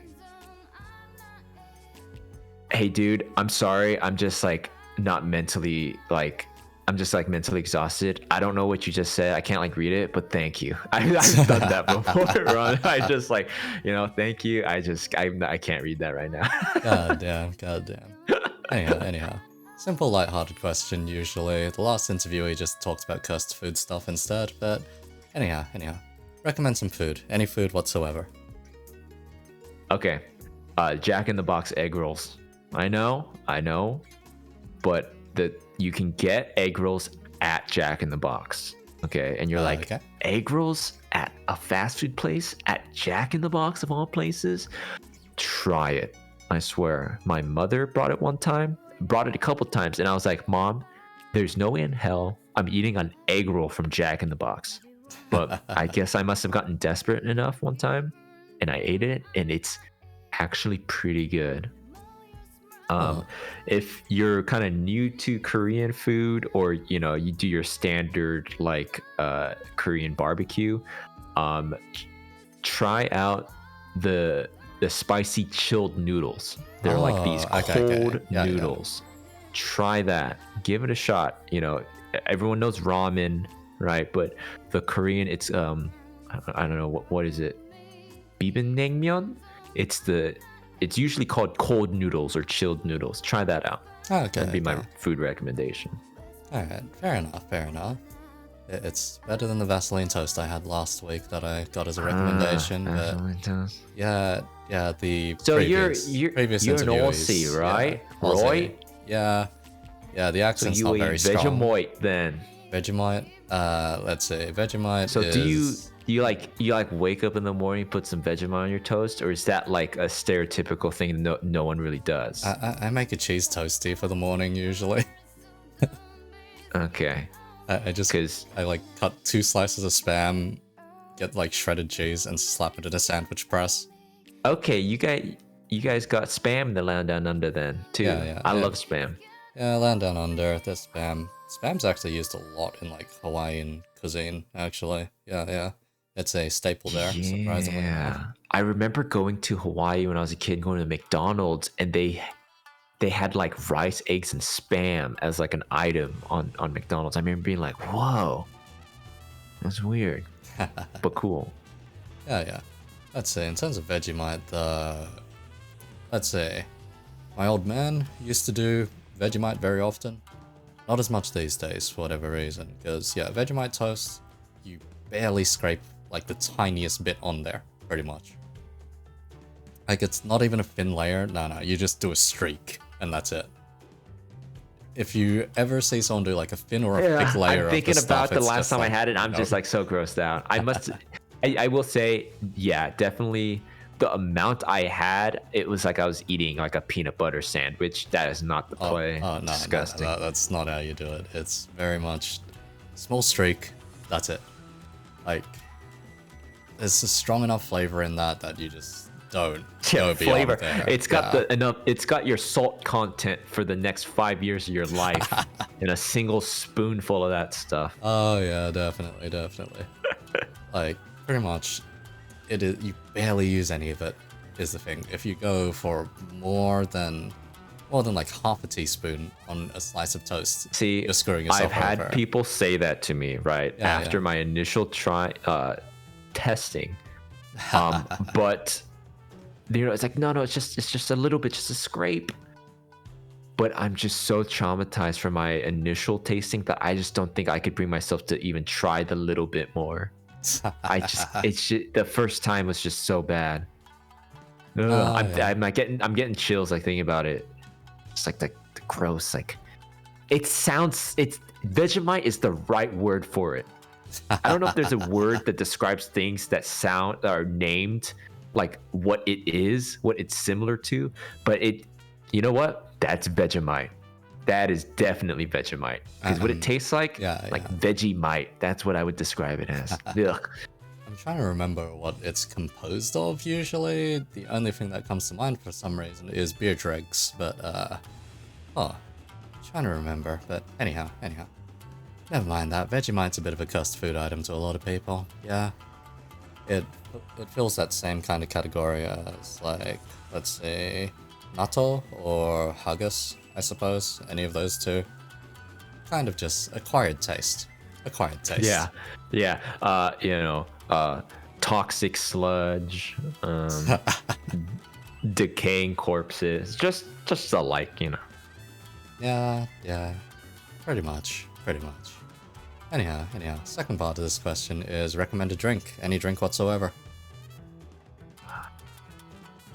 So I'm lactose intolerant, so I can't enjoy this a lot, but God, what is it? It's Midori, the green drink. Okay, Midori. Okay. Yeah. With creamer. Oh, with creamer. Yeah. And it becomes like it's weird, like an alcoholic drink with like milk, but it turns it into like it tastes like a melon creamsicle kind of drink. Yeah. Very, very nice. Very nice. I remember the first time I had it, I was like, well, you're putting creamer in an alcohol? What is this? But Midori with some creamer. Oh. Recommended drink. I hate to say it, but I've been addicted to Diet Cokes. I don't recommend it. In fact, I think I was told that aspartame, there's something in Diet Cokes that makes it addicting. Oh. But 0 calories. I can't resist. It's a caffeine kick. But it's we talk. I'm getting on in the years, right? I was on Gaia Online and whatnot, but it's been a while since. I mean, COVID aside, but it was a while since I've gone out drinking with the boys or like. Oh yeah. The good old college days. I'm fond of the bottom shelf vodka with the orange juice or with the Gatorade. Okay, yeah. Yeah. Good old Elton John, I call it. It's I'm fond of those times. But I remember I was at this convention I was at. A friend invited me to hey, we got drinks after besides the fact that it's like don't want to go to like a social thing right now with COVID, but like beyond that I'm like, dude, I'm old, I'm in bed at 9 p.m. right at the con, right, walking around all day. I don't got it in me drink anymore. but the Midori with creamer. Try it out. All right. After the Jack in the Box egg roll. Fair enough. Do you have that down? Jack in the Box? Is that I don't there? think we do. Oh. Yeah. Like, we don't have a lot of American chains over here. In fact, I think the last very American chain that we had, apart from Macca's, was, let's say, probably Little Caesars. Do you Yeah, have something like that. Yeah, Little Caesars. That's funny. That like we have the do you have typical. KFC? Yeah, we have KFC, of course. Yeah. We got Macca's, we got KFC. Our equivalent of Burger King's just got Hungry Jack's instead. Yeah. It's very. Do you have Arby's? No, we Is that a thing don't there? actually. Good. Yeah. We don't have a lot of the American stuff over here. We have a lot of. We have like the three big ones, which was just Macca's, KFC, Burger King. That's about it. And then everything else is just as is. So, What's a really popular Australian fast food place that like I wouldn't have here? Aussie in the fast food States? place, let's see. What's like a household name? Trying to think if this one is actually exclusive to Australia. Let's see. Alright. Yep. Okay, the one known in Australia is a Porto, actually. So it's A Porto? yeah, a Porto. What kind of food is it? Just like burgers? Yeah, it's mainly just burgers. Apparently it's claimed to be like a Portuguese kind of theme. That's their claim, apparently. It mainly feels like surfer food, kinda. Yeah, it feels like if you go out Porto. if you go out for a surf and come back, you see a Porto there by the seaside, and you're just like, you know what? This is probably a decent enough option. You pick it up. It's I like- see. It's an okay burger. It's nothing that heavy, but it'll fill you pretty much. So a Porto is well known enough. Okay. If I ever come and land down under, I'm gonna go to a Porto and remember this. It'll be a somewhat depressing kind of trip, I'll say. Yeah. Yeah, can you imagine me? I'm like there by myself. I'm like, yeah.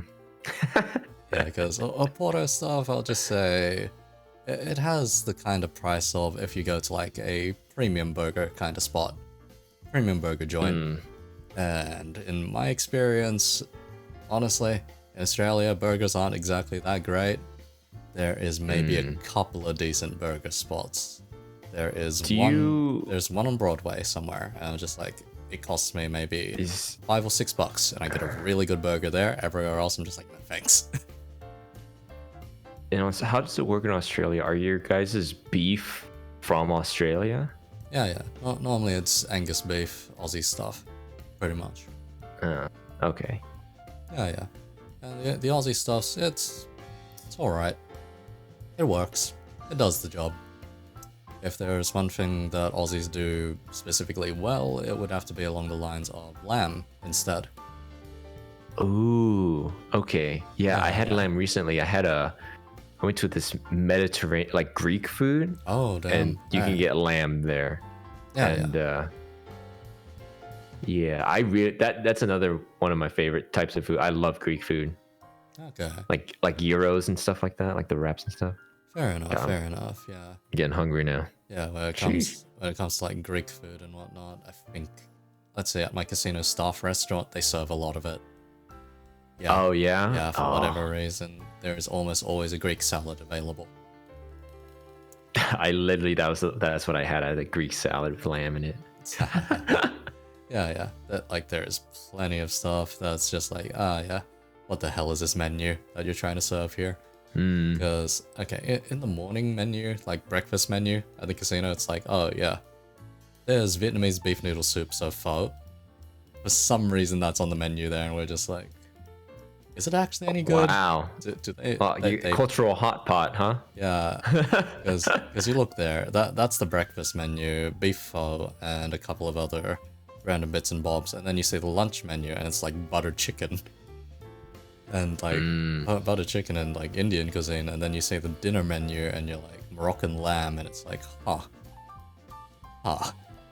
okay, Yeah, sure, casinos. sure. I mean, living in Las Vegas, I've frequented like almost every buffet, and casinos, Yeah.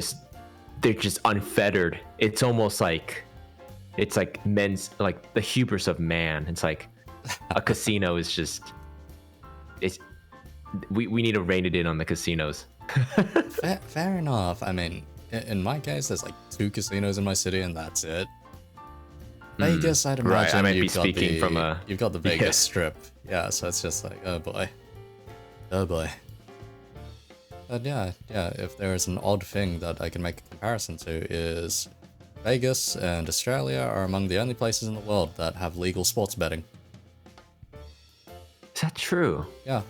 In American states, there are only 2 states in America that allow sports betting. Everywhere else, it's considered relatively illegal. Wow, I've never really thought about that, because it's just like I just assumed. I never thought that you can't do that, because everywhere I go, there's advertisements and stuff. But Oh yeah, like it's Nevada and one other place, pretty much, that allows sports betting. I had no idea. And when I was 90% a of kid. Europe just has it outlawed to begin with. And then in Australia, Yeah, for some I mean- reason, it's free game in Australia. and like also in Australia. Yeah. In Australia, it's just like, let's see. So, sports betting is heavily regulated, but it is very much available. The thing that became unregulated was betting on esports. That's the one that crawled through the Interesting. gaps. That's the one that crawled through the gaps in Europe and the US as well. Very So interesting. it's, yeah. Kind of wild in that regard, kind of wild. But anyhow, suppose we'll finish up there then. Sure. I'll let you go. It's been almost 2.5 hours even, so. Oh yeah, I'm an old man. I get, I used to stay up till 4 a.m. playing Halo or something, and now I'm like, well, it's 11 p.m. Time to yeah. I've recently been getting I'm getting used. I'm like realizing my age lately. I used to never think to myself, it's getting dark early, daylight savings, or like I should crack open the blinds, let a little light in. But yeah, thanks for having me. This was enjoyable. Just talk candidly with someone about what's been going on and stuff. So Yeah. Likewise, sir. Thanks for being on. yeah, for sure. Alright. Let's see. Got one person to send this raid off to, so why not? This person whose entire name and scheme is just all based on a pun. There are a couple of things I can't handle. 3 things, in fact. Spiders, snakes, and puns. Yeah. They're streaming some art right now. I see. They're an interesting one. Share the same rigor that I've got, actually. Oh yeah. Yeah. I cracked open the like live 2D studio or live 2D or whatever, and that is like it's like a completely foreign with like the looked through it, little it was eye. like, good God. So not intuitive for like it's Yeah, crazy. For It's a first crazy. timer, it's just like, this is maddening to look at. But anyhow, I'll send these guys off from on an ending screen and whatnot. Alrighty.